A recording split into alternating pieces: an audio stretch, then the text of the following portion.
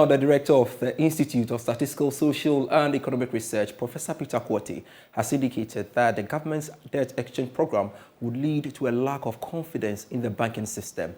The debt exchange program was introduced to reduce excessive burden created by the country's debt on the economy. Taking his turn during the Joy Business Review, Professor Peter Quartey said the program would lead to more people keeping their monies at home rather than at the banks. We have individual bondholders who rely on the interest income to buy medication. Some are quite a number are pensioners who use this to buy medication. Yesterday I met somebody who had invested so much in bonds and he lives on that for his blood pressure medication. Now he's told he cannot get his money, he cannot get interest payment. So it has repercussions on livelihood, on people's health, etc. In the 80s, when we did the structural adjustment program, there was what we call PAMS card program to mitigate the social cost of adjustment. Yes. You see, this time round, if you are touching individual bondholders, there's nothing.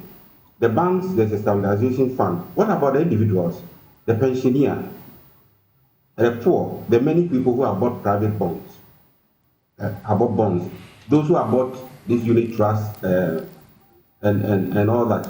What happens to them? Is there anything to mitigate the cost of adjustment, the cost of this policy?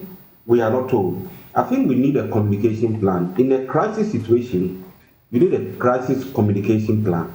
If you have that plan, you know who to engage. As soon as it happens, who do I engage? At what point? What to do. We need to deploy and have that plan and deploy as and when crisis arises. Unfortunately, we have not done that.